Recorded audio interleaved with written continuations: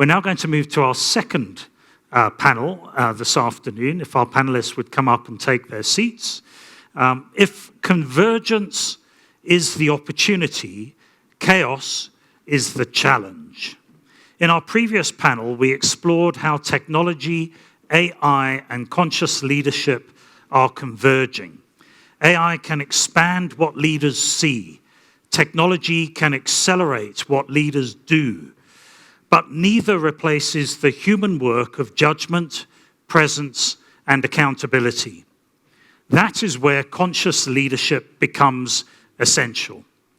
In a world of constant disruption, more data does not automatically mean more clarity. More technology does not automatically mean better decisions. And more speed does not automatically mean more progress. Conscious leadership is the compass that helps us navigate disruption. It brings together awareness, judgment, and conscience. It asks not only what can we do with technology, but also what should we do for people, for business, and for society. Chairing this discussion is Viviana van Akmal, Chief Representative Officer of Bank CIS in South Africa. And Bank CIS, I believe, are celebrating 30 years in business, which is absolutely wonderful. Give you a big round of applause. Viviana has been part of the Conscious Companies ecosystem since its inception and brings a deep understanding of how leaders can remain grounded while operating in complexity. This panel will help us move from the promise of convergence to the practice of leadership, how we stay human, clear, and responsible in the face of accelerating change. Over to you, Viviana. Let's give our panelists a big round of applause. Thank you, Adam. Good afternoon, everyone, and welcome to our panel. The title of this panel is Conscious Leadership in a Chaotic World. And I think it's fair to say, if there was ever a moment when that conversation mattered, it's now. So I'd like to start by asking my panel if they can introduce themselves, please. I'm Mark Labner from Africa Tikkun. Hello, I'm Romain Duverger from Bank CIS as Viviana. Jan Bellerman, Conscious Leadership Academy. My name is Eustace Mashimbia, and I'm from Proudly South African. My name is Wilhelm Lichtenberg. I'm from the Young Hearts Africa Foundation. So I think the chaos we're navigating today is different. The chaos is coming at us from all sides, and it's being accelerated, amplified, and intensified by AI and technology. It's increasing the speed of decisions, the volume of information, and the pressure on leaders to respond, adapt, and change in real time. So the conversation today is about what does that chaos look like in practice, not in theory, not in leadership frameworks, but in the real messy moments where decisions have to be made, people are watching, and the stakes are high. So, gentlemen, I'd like to start off by asking you, what is your chaos at the moment? If you could briefly name or describe it. Mark, if I can start with you. Yeah, I think if I may just put context to things, I think chaos is not anything new. I think we've had chaos. It's all relative, quite honestly. You know, depending upon what point of time you looked into the world, you would have found life to be chaotic. But I think it was Rowan who actually made a comment, I think it was quite pertinent earlier, where he said, you know, how really have we evolved over time facing chaos? So the nature of chaos is the same. The issues, the stimuli might be perhaps different. And the challenge I think that we face is how are we going to, in fact, not address chaos in the same way we did previously, but how are we going to be more conscious? How are we going to be more respectful, necessarily, of the bad decisions we might have made historically, so to make new decisions now? Thank you. For me, maybe chaos is to change completely the perspective, and so it's about, for me, gratitude is very important. So I'm very grateful for Viviana and Brenda for being here. And is approaching chaos with this sense of welcoming it, with the idea that maybe it is here as a teacher, and to allow us to grow into it and to learn from it. With chaos come, of course, sometimes destruction, and for me, the creation. So for me, I had quite a challenging year on different levels last year. And we are in the banking industry, so there's also pressure. And I want to use a quote, which is from actually a tennis player from Kenya. And she said, pressure is a privilege. She reused it from Billie Jean King as well, for those I know. And it changed everything. If you see chaos, so you see the pressure, the challenges, and you start by having gratitude and you thank them, and you try to bring your consciousness and awareness to see what can you learn from it and become a better person, then I think it changed a lot from it. Thank you. Jan. Yeah, what a question. I think chaos is an individual thing. It's a judgment thing. You can have the same situation, two different people. One person is saying, I feel totally overwhelmed. The other one says, I didn't even notice it. That depends on the capacity of the people. I think because many of the people are now telling we feel overwhelmed, because the world is certainly getting faster. But there are techniques how to stay calm even in the midst of chaos. And I think this is what we need to learn, because the world will not slow down, for sure. And that's the only way for me to carry on, to slow down and take care of yourself. And then you spread exactly that state. If I'm staying in the chaos, then I'm spreading chaos. Thank you. Thank you. Thank you. So I'm going to respond to your question by trying to give context in terms of the work we do. So as proudly South African, we advocate for people to buy locally made products. And that means that those products must be made within the borders of South Africa, and those who are in a position to can invest and set up shop. And I think the example we saw earlier of the MD of Agenta is a very good one, because that's someone who sees an opportunity. There is an existing market, and what she has done is she's responded to it by positioning herself and her business to respond to it. So the chaos then, on the back of that in our world, comes from those who, in the course of responding to that need, do not necessarily play by the rules, do not lead consciously. And I took this from what the topic is about. And the current chaos that I want to talk about is people who are making products instead of factories, predominantly in the Newcastle area, where we are told that there's unfair labor practices, and I'm trying to summarize the extent of the problem. So for us, it's chaotic in that you are responding to the need for people to be employed in the country, but you're not treating them fairly. You're keeping people locked in a factory for 19 hours without food and those kind of things. So those are some of the chaos that we are encountering in the different industries that we represent, where we like the idea of people making products here and employing people in the process, but if you do not lead consciously and if you do not play by the rules and the laws, you are creating another form of chaos. So that is what we're dealing with currently. Thanks very much. A lot comes up for me with that question. By the same token, if you ask me what my chaos is, and I'll tell you, I can't identify with that because I don't experience chaos.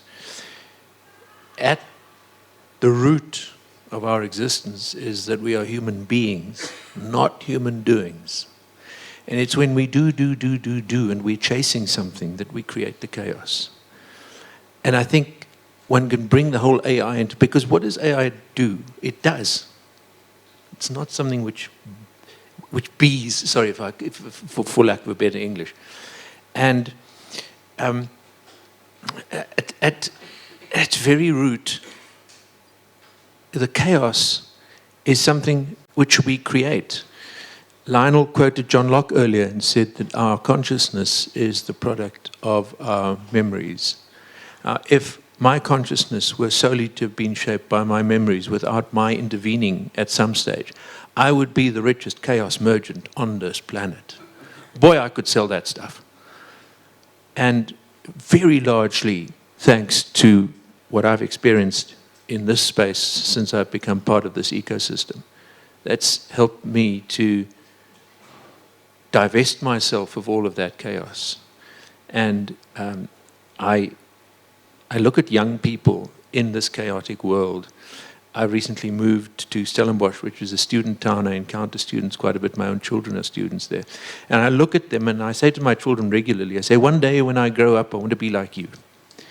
Because I look at the way they interact with the world in this chaotic world, and I could ask them to teach me AI, like Michael has suggested, which I think is a very good idea. But when it comes to the concept of chaos, I'd much rather have a younger person teach me how to be than to do. Thank you. I think everyone's alluded to this, but in your experience, how much of the chaos inside organizations is exacerbated or even caused by leadership behavior, rather than just by external events? And what are the leadership habits that create chaos very quickly? And if I can ask you all just to perhaps pinpoint 2 habits that you feel leaders should avoid. I'm a prime candidate and take full responsibility for the chaos that I necessarily cause. Quite specifically, I think I'm a work junkie. I got raised in an environment where, activity was defined as doing good. And sitting around, even just meditating, quite frankly, in the home that I got raised, was considered as loafing. So I got raised in an environment where hard work, effort produced results. And I take a lot of that with me into my working experience. And therefore, the example that I set actually for my staff are often driven by that. So often looking at the problem of quantity of time spent rather than necessarily quality of time spent. Second issue is also taking time to stop and listen. I find I'm constantly challenged by not taking enough time in the day to just stop and listen to what others around me are necessarily saying, because I've predetermined what the outcomes that I want. And those are flaws. Thank you. For me, I think I'll pick 2 things, and there are things that have been talked about today, but I think one is to lead by examples. And I think that's very important because you can ask a lot from your teams or your colleagues. If you don't apply it to you, then it's just not going to work. And then to avoid the chaos I think it's a responsibility sometimes for the manager, the CEO, as shareholders or board to respond is under a lot of pressure, is the capability to not push the pressure then back on the team. I think that's, as you become a leader, it is tough and you have to make tough decisions and you have a lot of target, but if you can kind of protect your team so that they are on power and they don't fall in the state. I think Dr. Ian talked a lot about this kind of state of you're in fear mode or more in a calm growth mode. That's very important, I think, for me to avoid the chaos. Thank you. Yeah, I think the same. It's behind every of these chaoses, I think, is fear. And when I'm the leader, and let's say I got my sales targets or my numbers I have to do, and I suddenly have fear that I'm not meeting them, then I have the choice in the moment when I get them. I can tell they are unrealistic, and then we can have a debate about it, or I stay silent because I fear that I will be replaced. And this way we cascade down from the top to the whole company. And even when you speak to the executives, they say, oh, I can't change the system. But they forget they are the system. They are the system. They set the rules in this company. So there's no excuse, and fear is the driver. And the bad habit for me is if you don't resolve your fear first before you act, decide, whatever, then you cause chaos. I like that one. I was going to use it, but let me rather talk about the fact that, I mean, and I'll relate it back to my own space, is indecisiveness. If as the leader that is meant to help drive the vision, you are indecisive and you're not giving proper guidance and strategic direction, and even when there are challenges, you are not able to be seen to be rising above that challenge, there is going to be chaos, because everyone might just decide to do whatever it is that they want to do, but without necessarily abandoning the need to listen. So I like that, to sometimes pause and listen, because maybe the solution is in your midst, but because you are not listening, your decision-making might not necessarily be as best as it would have been if you had listened. And I think the second thing that I have seen, and in fact I use it even in my home, if my kids walked in here and you ask them what the one value we have in the home is kindness. If you are kind, your decisions will be guided by whether you know the adverse impact or the opposite impact it might have on the next person. So that is a value that I've brought closer to the organization. In the company itself, I coined it as empathy. And I said, even if you are the one who has the powers delegated to you on a daily basis when we walk in here, it does not mean you must lose the empathy in you, because then the fear disappears, and people will then strive to never want to disappoint you, as opposed to being fearful of making you upset because they'll lose their jobs or they'll get into trouble. So I think that there's very close correlation between the empathy and the kindness, as I put it in my home, as well as the fear that Dr. Jan spoke about. Thank you very much. Sorry, Eustace, I think Mark would like to add something there. Only because it's quite topical, if I may be rude.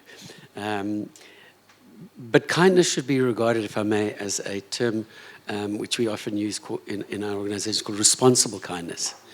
So being kind is the basis. You've got to start with a motivation to be kind. But there's also a responsibility not to create dependency, not to perpetuate victimhood and stuff like this. So just to add quickly, the concept of responsible kindness. And so thanks, without creating a dialogue. And that's why in the company I work for, we have paired, or I have, because I came with it, but I don't like saying I. We have paired the empathy with excellence. So there's two values. If you walk into the organization, everyone knows, as opposed to having many values where people even forget what the values are.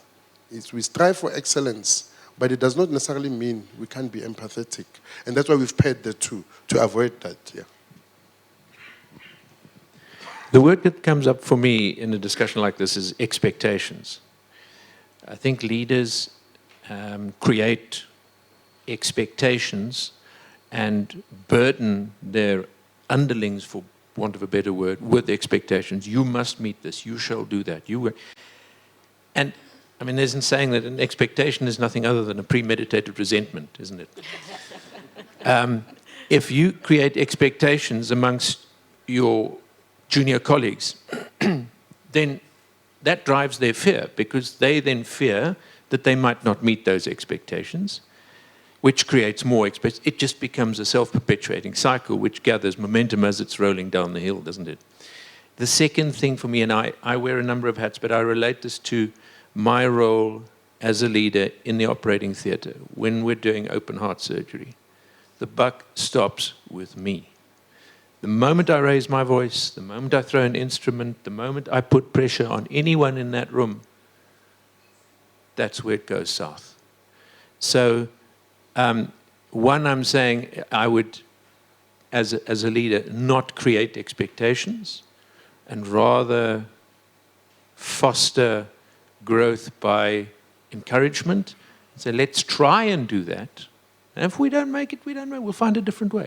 And the other one is responsibility from the top, where say, right, the buck stops with me.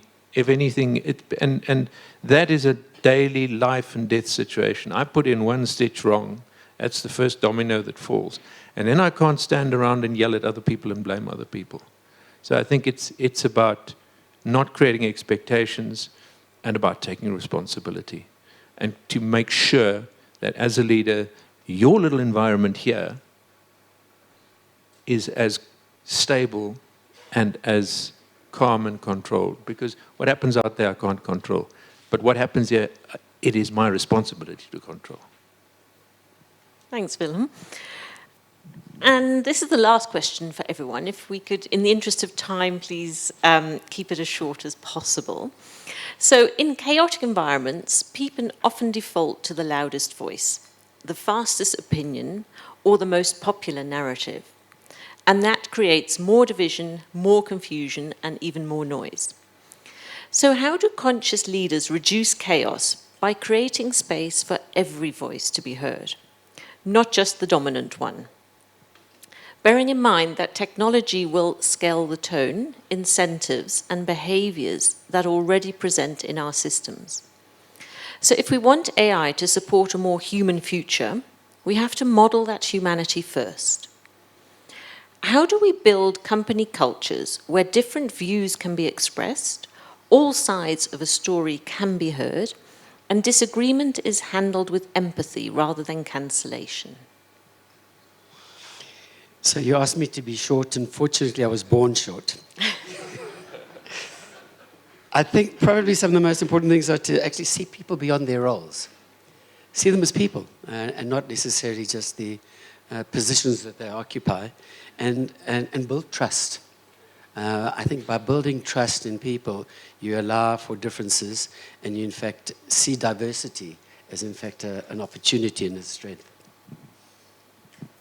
That's a good question, and actually I use an example from behavioral finance. So there's a book called Groupthink that touches exactly on this point. So what you can do is you remove, for example, the loud voice from the room. You play a role, so you are looking at the problem, and you can have someone playing the devil advocate. So he's playing the bad guy, so there's no limitation on that. And I think that's, for me, I'm a meditation teacher, so it's bringing this practice. So you can imagine now the situation where everyone is just tuning in, closing eyes, meditating, and then sharing the problem. And now we are shifting the fear mode to something much more calm and with compassion. So there is tool and way to play to twist that. I'm trying to keep short. Nice, Thank you. thank you.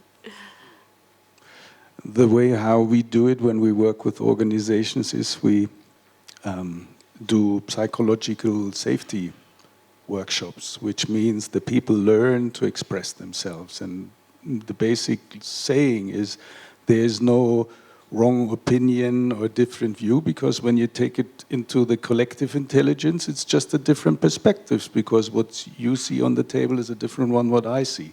And I think AI is just also an additional perspective. I think it's having an environment where there is open communication, because it does not necessarily mean when you have views they will always be heard and implemented. But as long as people understand that at times they will have views that suggest that a certain direction might be taken, which might not necessarily be what the organization is striving for, but it must be handled such that people can still come back and be in a position to can give you, other alternatives over and above the fact that the previous suggestions were not necessarily taken. So it's open communication both ways. Yeah. Thank you. I agree with that. I think also another very important point is that every single member of the team has a different role. And I try to use every person I meet or anybody in my environment to use them as a teacher, and in a specific moment allow them to make their critical contribution, which can make or break the difference. And just a very short vignette. Last week, Thursday, I swam from Robben Island to Bloberg at 7.5 kilometers. And in the last Sorry, no, I want to use the last 1.5 kilometers. We hit a cross current which was pushing us back at about 100 meters every 30 seconds. And it was hard. It was cold.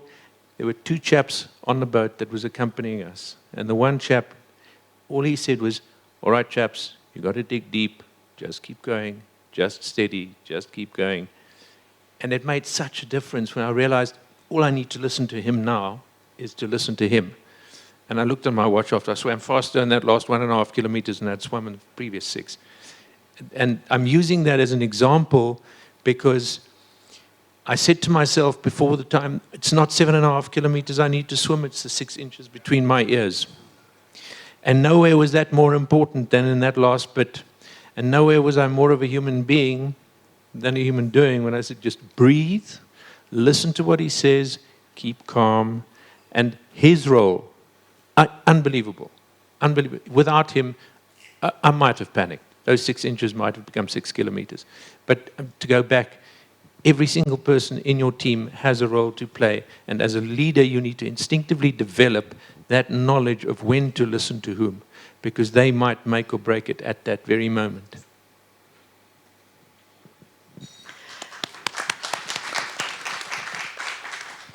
Thank you for your invaluable insights, gentlemen. It's very much appreciated. So as we come to the end of this conversation, one thing is clear. Chaos isn't something we outgrow as leaders. It's something we learn to move through.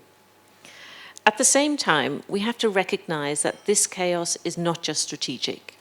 It's deeply personal for the people we lead. Technology, AI, and in some cases poor leadership decisions are creating real anxiety about job security, relevance, and the future. People are asking themselves, will I still matter? Will I still belong? And this is where conscious leadership becomes critical. It's not just about navigating complexity at the top of the company.